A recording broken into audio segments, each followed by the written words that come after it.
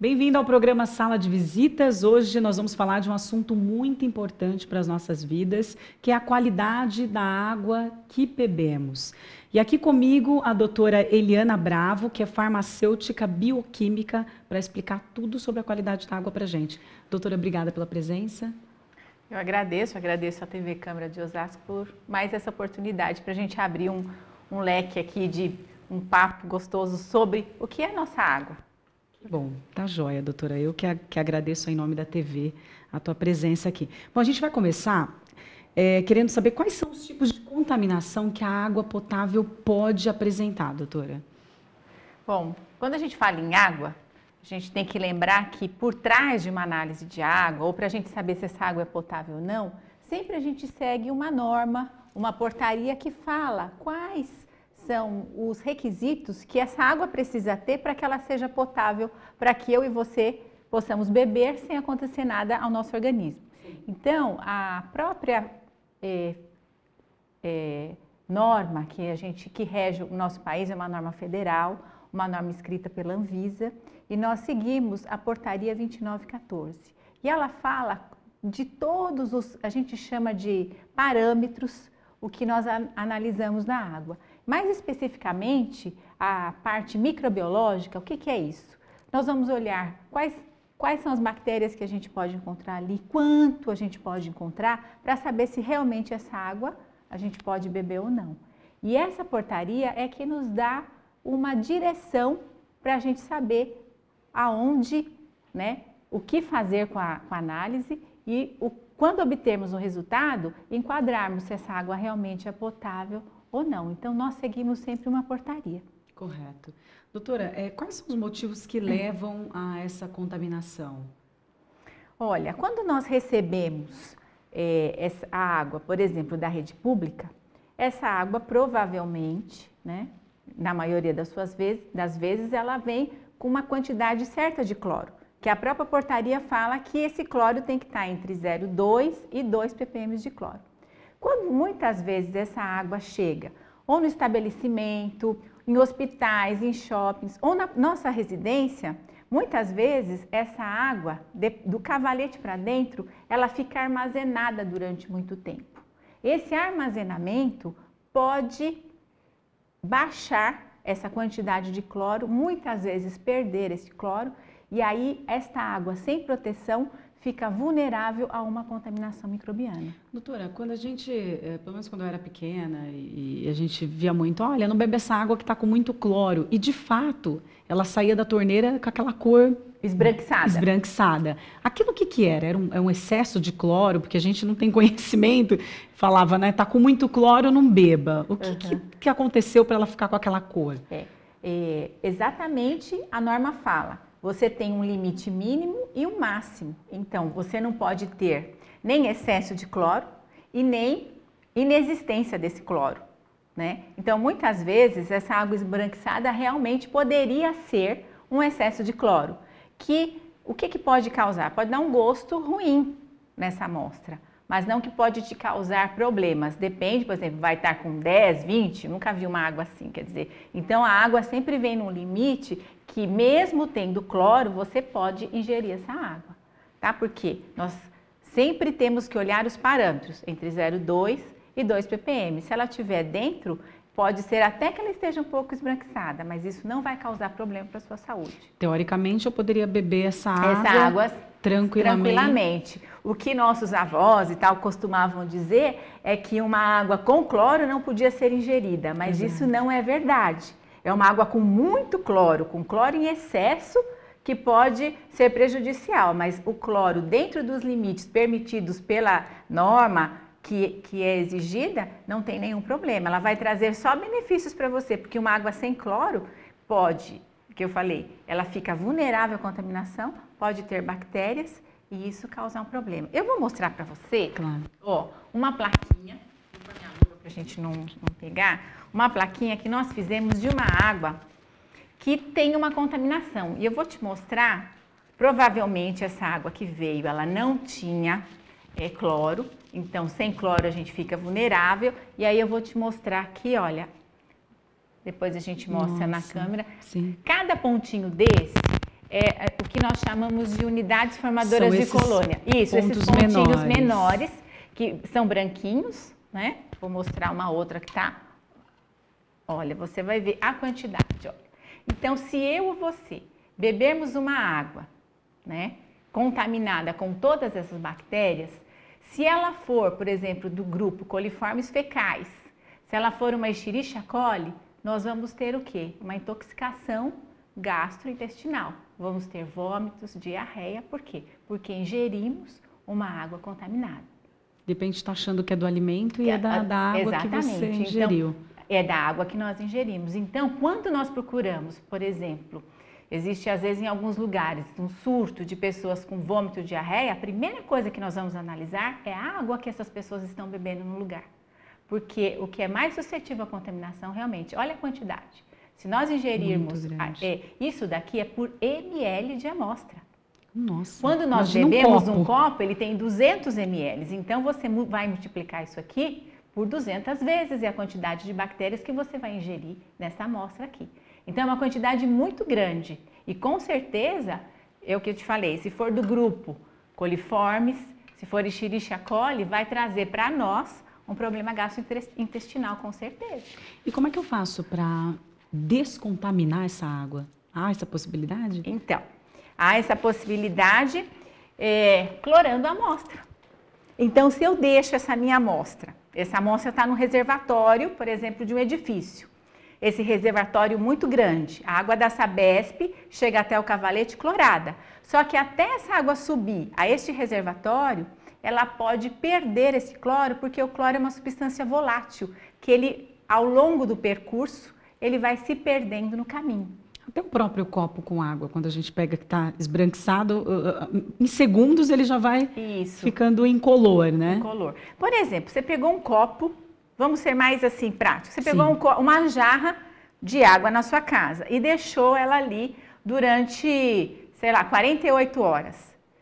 Ela tinha cloro inicialmente. Depois de 48, dependendo da quantidade de cloro inicial, a 48 horas ela pode ser que ela não tenha mais. E aí essa água sem cloro está suscetível a uma contaminação microbiológica, porque nós estamos aqui, ó, o copo muitas vezes aberto e o nosso próprio ambiente pode contaminar essa amostra de água. Doutora, tem algumas pessoas que têm hábito de deixar no criado mudo, né, no quarto ali uma jarra, às vezes até sem uma tampa adequada, né, para tomar água durante a madrugada, enfim. Aquela água pode ser contaminada?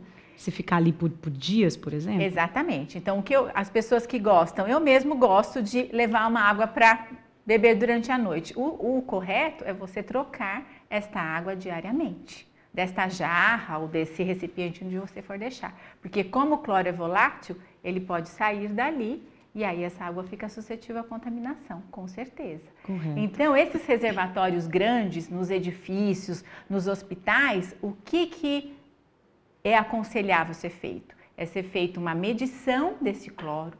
Então, existem normas para que essas caixas de água ou esses reservatórios sejam limpos a cada 6 meses e feita uma análise para a gente saber se depois de limpa essa caixa, ela realmente está com uma boa qualidade de água. Esta água está em boa qualidade. Correto. Doutora, você comentou a respeito de surtos, né? De vômito, diarreia, aí vai analisar para checar se é a água que está contaminada, né? Essa contaminação, ela vem da água já da Sabesp, no caso, que fornece, ou ela foi contaminada na residência da pessoa, ou tanto faz? Ou geralmente o que é mais comum? De quem que é a culpa, no caso? É da Sabesp ou é da pessoa que não teve os devidos cuidados? Normalmente, eu digo que eu não posso dizer que esta água vai vir 100%, porque nós teríamos que analisar na sua totalidade, né? Sim. Mas na maioria das vezes, e se você for olhar inclusive na própria Sabesp, ela se responsabiliza pela qualidade da sua água até o cavalete. Então, a Sabesp se responsabiliza a dar uma água para a população de boa qualidade até o cavalete. Do cavalete para dentro, é responsabilidade do usuário. Nós, das nossas casas, dos edifícios, dos hospitais, dos shopping centers. Então, cada um tem que manter esta água de boa qualidade. Como que a gente mantém? Primeiramente, analisando essa amostra de água para ver se ela está boa. Segundo, se ela não estiver boa, por exemplo, tem alguns procedimentos que podem ser feitos para que você torne esta água boa novamente. Uma delas é a cloração. Muitas vezes você precisa pôr filtros, dependendo do percurso que essa água leva até chegar ou numa cozinha ou num próprio bebedouro. Mas normalmente o que mais precisa ser feito é uma recloração, ou seja, clorar de novo, porque como eu disse, o cloro é uma substância volátil e ela se perde ao longo do caminho. Eu tenho visto aí que a Sabesp, ela tenta mesmo deixar essa água boa até o cavalete. Pode ocorrer em algumas vezes um cano estourar e aí você acaba perdendo essa qualidade, mas normalmente você ligando, eles te dão a orientação e normalmente vão e arrumam o lugar. Agora, dentro da nossa casa, doutora, a orientação é que a gente limpe as caixas, por exemplo, em quanto tempo? A cada 6 meses. Né? Aplique algum produto? De que maneira a gente pode limpar? Porque a gente vê que fica um resíduo bem espesso, né, nas caixas. Sabe o que é esse resíduo? As bactérias, estas que a gente acabou de mostrar na plaquinha, ela forma, que a gente diz, lodo. Mas não é, a gente chama um filme de bactérias, ou seja, as bactérias que estão ali, elas, você viu todas as branquinhas que aderiram ali, elas aderem também na caixa de água. E a população chama de lodo, mas a gente chama de filme de bactérias. E aquilo precisa ser removido, porque ao longo dos anos, quem nunca limpou sua caixa d'água, quando limpar vai assustar. Porque aquilo ali está todo sujo. É como uma louça, né, que você deixa ali ao longo do tempo e ela vai criando um mofo, um bolor, né? Por exemplo, pegue um utensílio, lave, não enxugue direito e tampe e deixe no seu armário. O que vai acontecer? Durante 3 ou 4 dias pode ser que nada, mas se você pegar depois de uma semana, aquele recipiente que está tampado com um pouco de água dentro, ele vai formar exatamente esse filme de bactérias. Por quê? Porque aquela água que você não enxugou, que poderia ter cloro, esse cloro evaporou e aquela água ficou sujeita à contaminação. Assim é a nossa caixa d'água. Se você não limpa, aquele filme de bactérias vai se formar e as bactérias aderidas à sua caixa d'água vão contaminar, consequentemente, a sua água. E isso não é responsabilidade da Sabesp, é nossa responsabilidade. O que eu indico é a limpeza da caixa d'água semestralmente e para saber se a eficácia dessa limpeza foi boa, é a gente fazendo uma análise dessa água. Perfeito. Agora, com o que eu limpo, doutora? Com cloro. Com cloro? Mas eu posso usar uma bucha? Ou... O ideal é você... Existem procedimentos, né, que você pode encontrar, inclusive, no site da Sabesp, né? Nós, no laboratório, também temos alguns procedimentos disponíveis para as pessoas entrarem e acessarem. O ideal é que você remova mesmo com escova, lave bem, jogue uma porção de cloro para que você tire toda essa contaminação e depois enche essa caixa de água novamente. Perfeito, doutora. Depois a gente frisa isso no finalzinho, que é importante você que está na sua casa saber como é que deve limpar a sua caixa d'água. A gente vai para o intervalo e daqui a pouquinho a gente volta. Até já.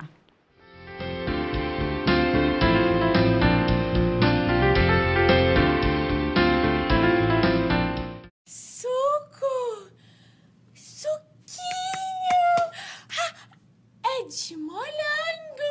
Eu adoro suquinho de morango! Oba! Eu quero!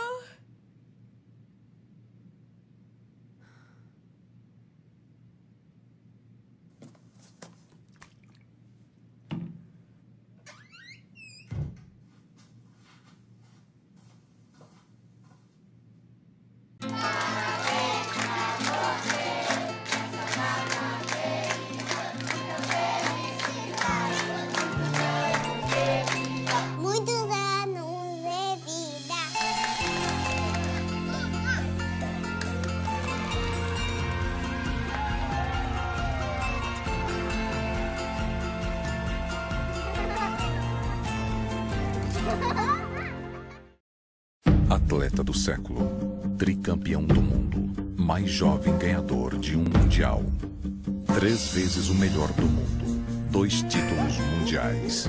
Maior goleador da história das Copas. Pode acreditar, nós vamos fazer a melhor Copa de todos os tempos. Porque de Copa, a gente entende. Acesse esporte.gov.br e veja os investimentos que estão sendo realizados para o teu benefício e de todo o país. Ministério do Esporte, Governo Federal. Cara, você tá com essa tosse há um tempão. Ó, melhor ir ao médico, hein? Doutor, essa tosse não passa. Tosse por mais de 3 semanas pode ser tuberculose. O tratamento é gratuito e tem que ser feito até o fim. Doutor, já estou me sentindo bem. Ótimo. Olha, mas não pode parar o tratamento. Quanto antes tratar, mais fácil curar. Ih, rimou. Isso dá samba, hein?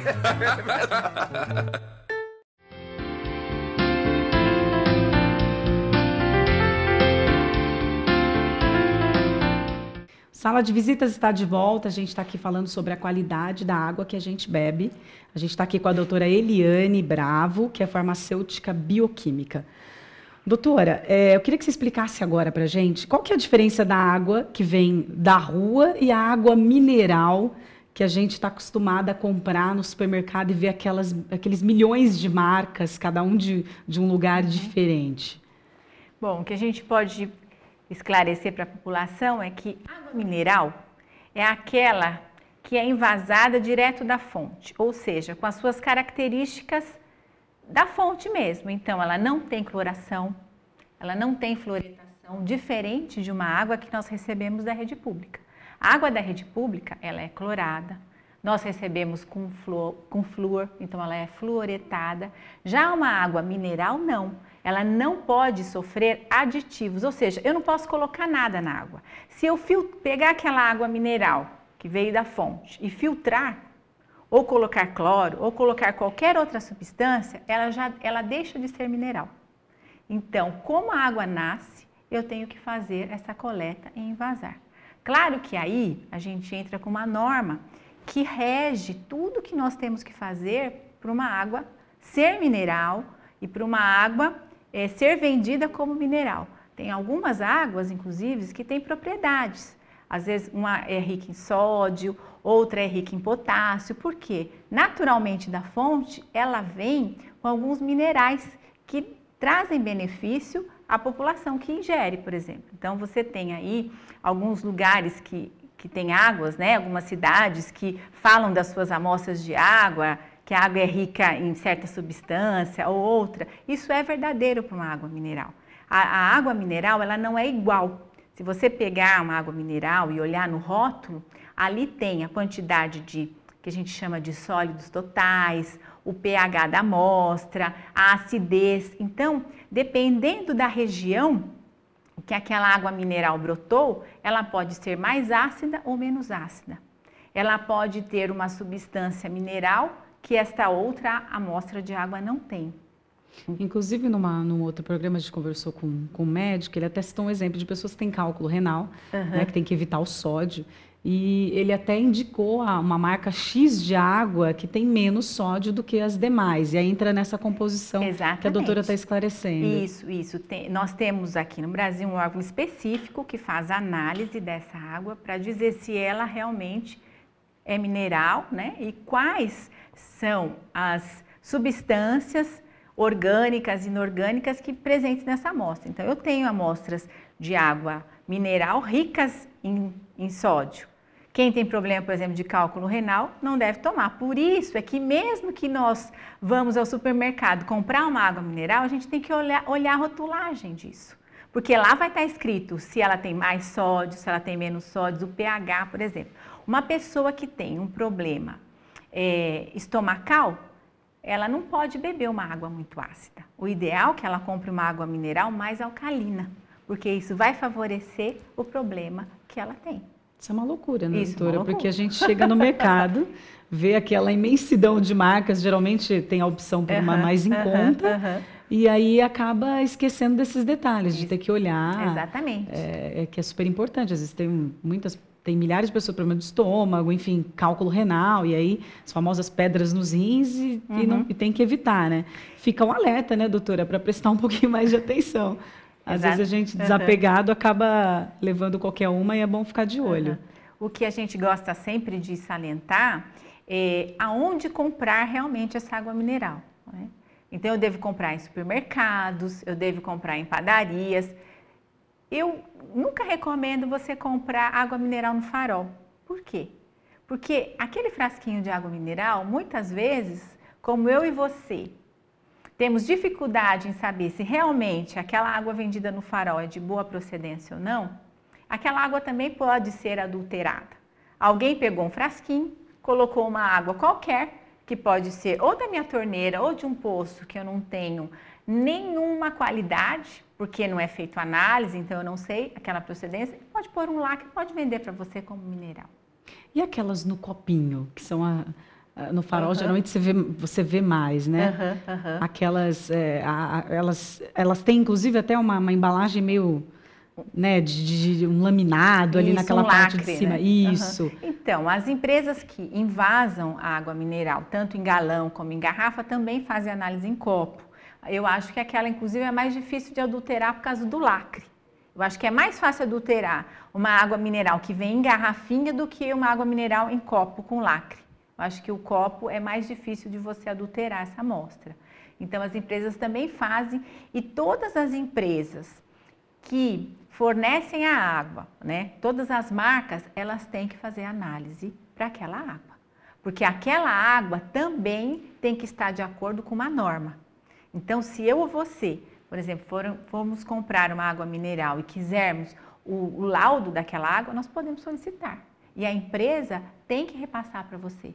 Porque a exigência da Anvisa que aquela empresa que invasa ou aquela nascente, vamos dizer assim, de água mineral, seja feita a análise daquilo. Agora, doutora, ouvindo tudo isso, né, e aí esclarecendo melhor aí sobre a qualidade da água, a água da Sabesp, ela vem com cloro, vem até com flúor, etc. E aí a gente fala, então, compensa comprar água mineral? Porque às vezes a gente tem tanto medo, não bebe água da torneira que vai fazer mal, né? E às vezes está deixando de beber uma água que também é de qualidade. Sim, sim. Se você recebe uma água da Sabesp, né? Você tem toda uma higienização da caixa d'água da sua casa ou daquele local. Você tem um filtro, né? Para que você possa tirar as impurezas. Por que não beber? Eu acho que a melhor maneira de você saber se essa água é boa ou não é mandando para análise. Faça uma análise dessa água. Será que a água da minha casa, a água que sai do meu filtro é boa? Se eu analisar e realmente verificar que essa água, ela cumpre todos os requisitos que a portaria 2914 exige, eu posso beber com certeza. De repente está lá gastando uma grana com água mineral e tem uma água de qualidade em casa. Vale a pena analisar, então. Com certeza. Tem águas minerais que elas são saborosas, vamos dizer assim, né? Ou mais leve. Por quê? Porque a quantidade de sólidos, muitas vezes, que a gente fala sólidos, sólidos são substâncias que estão dissolvidas nessa amostra. Pode ser o sódio, o potássio, tudo aquilo que compõe. E tem amostras, né, tipos de água mineral, de fabricantes diferentes, de fontes diferentes, porque nasceram em solos diferentes, elas são mais leves do que outras. Então, tem menos quantidade desse sólido. Muitas vezes é agradável ao paladar. Mas isso não implica dizer se a água mineral é melhor ou não do que uma água que você recebe na sua casa. Então, isso a gente não pode afirmar. Não pode, não, de maneira alguma. Agora, falando um pouquinho daquele bom e velho filtro de barro, né? Geralmente as avós assim, usavam muito. E eu queria saber, doutora, se ele ainda é eficaz, porque a gente vê em muitas casas ainda. Ele é pior, ele é melhor que os filtros atuais? Fazendo uma comparação, o que a gente pode avaliar? O que nós, infelizmente, a gente... Em termos de filtro, de filtração, os filtros atuais hoje são muito melhores, porque os filtros novos, eles têm membranas muito pequenas e que você tem uma purificação melhor dessa água. Já os filtros de barro, você lembra? Aquele filtro grande. Sim, exato. Né? O que o filtro de barro, eu lembro da casa da minha avó, é que a água ficava fresquinha. E ficava muitos ainda com gostinho de barro. Eu adoro porque tem gostinho de barro. Exatamente, porque aquele barro do filtro, a água armazenada ali, ficava com o gosto dessa água, né? Uma característica que não é muito boa é que essa água ficava armazenada por quanto tempo? E lembra que eu falei para você do cloro? Sim. Será que se essa água está armazenada durante 3, 4 dias, né? Esse cloro já se foi. Esse filtro não mata bactérias. Será que eu tinha realmente uma água que era potável depois que saía dali? Dependendo da frequência que eu vou encher aquele filtro, muitas vezes pode ser que não. Então é hora de trocar um filtro de barro por um filtro mais moderno. Então, hoje em dia nós temos filtros que você coloca nas torneiras, que aí a gente tem outros grandes, né, que já vem acoplado ao próprio registro, né? E aí você tem ali filtros de boa qualidade e em comparação com aquele filtro de barro, realmente ele vai filtrar melhor. Alguns deles têm, como a gente pode explicar para a população? É o poro mesmo que a gente fala, tão pequeno que não vai passar a bactéria ali. Então ele ajuda, além de tirar as impurezas, muitas vezes retém algumas bactérias que podem estar vindo nessa água. Então eles são muito mais eficazes do que os filtros que nós tínhamos anteriormente, que eram das nossas avós. Então pode falar que funciona. Esses modernos não é só propaganda. Não, muitos deles funcionam muito bem. O que nós temos que alertar é a frequência de troca desses filtros. Todo filtro tem uma durabilidade. Então, alguns falam em frequência. A cada 6 meses tem que trocar o filtro. Aquele elemento filtrante, não o filtro em si, né? Claro. O elemento filtrante. A cada 6 meses, outros a cada 1 ano. Eu digo mais, é pela quantidade de amostra de água que passa. Alguns melhores vão falar assim, depois que você filtrar tantos litros de água, você tem que trocar. Por quê? Aquele filtro satura, ele fica cheio de impurezas, cheio de bactérias. E aí chega um momento que se você não troca, ele não vai filtrar mais. É como se fosse uma peneira, né? Quando você vai peneirar algo e aí chega uma hora que você precisa tirar o que tem dentro. Tirar o que tem naquela peneira, lavar ela direitinho para poder filtrar novamente com eficiência. Assim é o filtro da nossa casa. Se você não trocar o elemento filtrante com frequência, com certeza chega um momento que ele vai saturar, ou seja, vai encher de sujeira, de impurezas, de bactérias e vai estar filtrando uma água que você realmente não sabe a qualidade que tem. Então, eu tenho muitas pessoas que compram filtros e até colhem amostras de água, mandam para o laboratório para a gente poder analisar. E muitas vezes a gente tem, assim, uma surpresa como essa. Às vezes eu chego em empresas com 20, 30 filtros e aí a gente vai analisar e todos contaminados. Por quê? Porque não tem uma frequência de trocas de filtro e de higienização. Tudo que a gente consome tem que ser higienizado, tem que ser trocado, porque se você não mantém essa frequência, você vai ter uma água ruim. Embora essa água chegue ao seu cavalete boa, mas todo o processo ele tem que ser cumprido.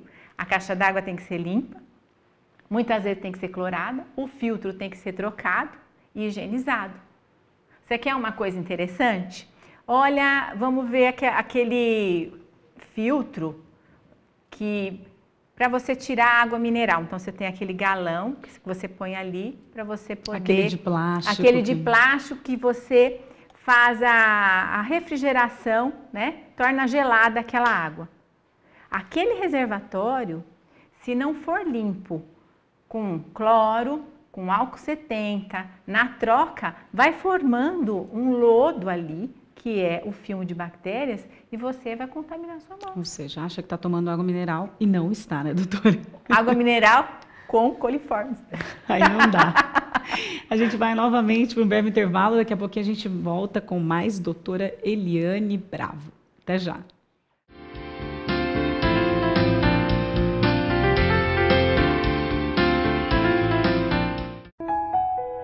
Em 1991, Gilson ainda era criança, mas passava mais tempo no hospital do que muito adulto. Ele precisava de tratamento especial, mas como seus pais, que tinham largado o emprego para cuidar dele, iriam pagar?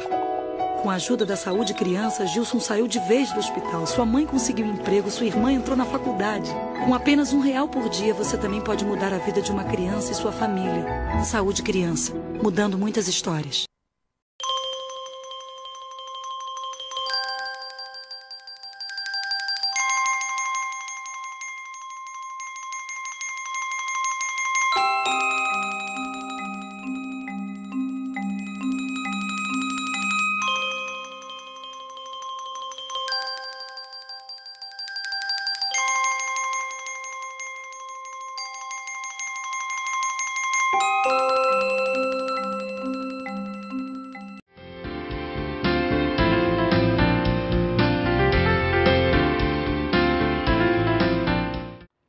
Sala de visitas está de volta, a gente está batendo um papo super bacana, entendendo quase tudo, né, doutora, sobre a qualidade da água aqui com a doutora Eliane Bravo. Doutora, tem gente que tem hábito de armazenar água potável em casa, né, e de repente até em locais inadequados. Isso é um problema sério, né, diante de tudo que a gente aprendeu durante o programa, né? Realmente, porque se você tem, por exemplo, um reservatório, sei lá, uma caixa suporte, principalmente agora porque a gente está ficando sem água, então tem todo esse medo da população, o que eu vou fazer se eu ficar sem água? Então, para você armazenar a água, o ideal é que você clore essa água e faça esse monitoramento, porque, como eu disse, uma água sem cloro, ela fica vulnerável a uma contaminação microbiológica e isso pode trazer problemas se ingerida e não tiver nas condições adequadas, como a legislação pede para que seja cumprida. Entendi, doutora. Já comentou da questão da falta de água, né? A gente tem o reservatório da Cantareira, que atende aí 9 milhões de pessoas aí da região metropolitana de São Paulo, e a gente ouve as pessoas se queixarem um pouco e ficarem com dúvidas com relação à qualidade do tão falado volume morto, né? Uhum. A gente pode duvidar um pouco da qualidade do volume morto, que é diferente da qualidade do outro volume de água, doutora, ou não tem nada a ver? Com certeza, quando você vai fazer o monitoramento, o que é o monitoramento, né? A água que vem para a nossa casa, né, do reservatório da Cantareira, sim, ele passa por vários processos, né, de várias etapas para você purificar essa amostra de água. Quando você tem uma água mais límpida, claro que o processo que essa água passa vai ajudar, inclusive, a esse monitoramento. Então, se você tem uma água mais lodosa, né, com certeza o monitoramento é mais difícil. Mas eu estou crendo, né, que a Sabesp está trabalhando para isso, para trazer para a população uma água ainda de boa qualidade. Claro que vai ser mais difícil, por isso é que a gente tem que monitorar. E acho que eles mandam, inclusive, na conta de luz, algumas análises, conta de água, algumas análises que são feitas para que a população possa saber disso. Mas, com certeza, eu tenho visto muitos lugares querendo abrir poços. Eu quero vários condomínios, prédios, procurando informação. Acho que nós vamos abrir um poço aqui para ter como nosso sistema alternativo. Claro. E eu acho que isso é muito saudável, entendeu? O condomínio ou prédio que abre um poço para que faça parte, né, para abastecimento daquele local especificamente. Mas para isso também tem norma e legislação que a gente deve cumprir. Porque se você abre uma água de poço, ela é natural, só que como ela vai ser utilizada, ela tem que ser clorada, ela tem que ser filtrada muitas vezes, e ela tem uma legislação específica, porque a própria Anvisa diz que quando você utiliza uma água de um sistema alternativo, deve ser feito monitoramento para isso. Então, tem as análises específicas que aquele condomínio que abriu aquele poço vai ter que realizar para cumprir as normas perante a portaria 2914. Sim. Então pode, mas tem que ficar de olho, né, doutora? Tem que seguir todas as normas para não ter problema depois. Agora, doutora, você é sócia de um grande, né, laboratório de análise aqui de Osasco, né? Que é o ProLab, né?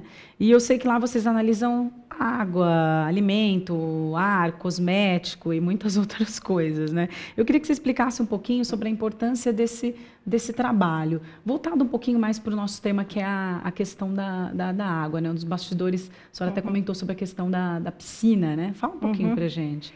Então, nós estamos falando de água, a água que nós bebemos, mas é aquela água que nós utilizamos na piscina. Nós temos algumas clínicas, por exemplo, que trabalham com crianças especiais e que elas utilizam a água da piscina para estar ali fazendo uma reabilitação, fazendo um exercício nos condomínios, nos clubes. Essa água também deve ser monitorada. O que muitas vezes a gente encontra nessas amostras que vêm para o laboratório é que muitas vezes esses lugares não fazem, né, o uso de um monitoramento adequado e aí você tem uma contaminação, porque, por exemplo, vamos supor, você tem uma clínica de reabilitação ou um lugar onde as crianças, né, especiais, muitas vezes elas acabam contaminando aquela água. E se você não faz um monitoramento, elas se contaminam por aquela água. Então, isso é um processo que deve ser feito, né? Esse monitoramento da água com muito cuidado. De quanto em quanto tempo uma clínica, por exemplo, a gente pode até citar, a gente tem a ACD aqui em Osasco, né? Uhum. E a tua empresa faz análise da água das piscinas, né, doutora? Fazemos. E de quanto em quanto tempo essa análise precisa ser feita? Porque as piscinas são usadas praticamente diariamente, né? Olha, para você ter ideia, esse monitoramento é feito mensal. Todo mês é coletado amostras de água das piscinas para que essa análise seja feita. E logo se a gente, por exemplo, ocorre alguma intercorrência, é feita uma ligação e é feita a adequação daquela água novamente. Então isso é muito importante, porque aí as mamães vão saber que as crianças que estão ali estão sendo bem atendidas, né? Você não vai querer colocar o seu filho para fazer uma aula de natação, para fazer um trabalho de reabilitação numa piscina que você sabe que tem coliformes, que tem algumas bactérias que em contato, por exemplo, com... As crianças normalmente se machucam, né? Com a pele Sim. feridinha, pode causar um problema, né? Porque se o seu filho tem lá um cortezinho na mão e entrou numa água, com uma piscina contaminada, por exemplo, por pseudomonas, ele pode ter uma infecção de pele. Então, isso é um problema que pode ser causado por uma forma inadequada de cuidar daquela piscina.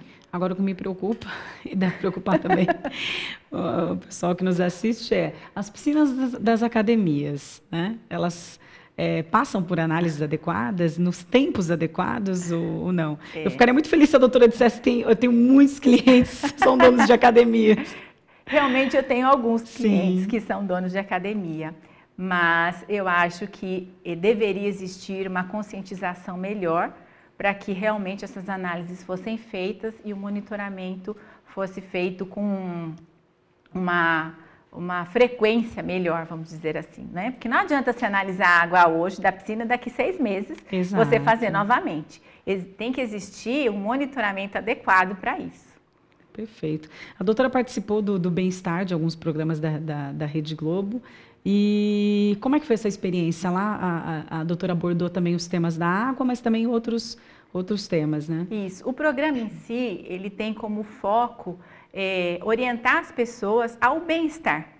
Então, nós falamos no programa sobre a higienização em si de utensílios de cozinha. Nós falamos sobre o processo de contaminação de um alimento. E você fazer de você contaminar um alimento cru com um alimento cozido. Sim. Nós falamos um pouco sobre a qualidade da água. Então, tudo isso para ajudar a população, né? A esclarecer a população dos perigos que as bactérias podem trazer se ingeridas ou se em contato com o indivíduo, mas também trazer para elas como que elas podem fazer dentro das suas casas para o cuidado com a sua família e com o alimento que ingerem, com a água que bebem. Isso é muito bom para a gente poder alertar a população e trazer o bem-estar mesmo para cada uma delas. Doutora, já fica o convite, numa outra oportunidade, para a gente falar sobre a questão do alimento, que é importante para a dona de casa e para o nosso dia a dia, para a gente saber como cuidar e lidar melhor aí dos alimentos, né? Doutora, deixa seus contatos, por gentileza, os contatos da clínica. Tá. Olha, o nosso contato, se você quiser entrar no site, você pode acessar o www.prolabnet.com.br.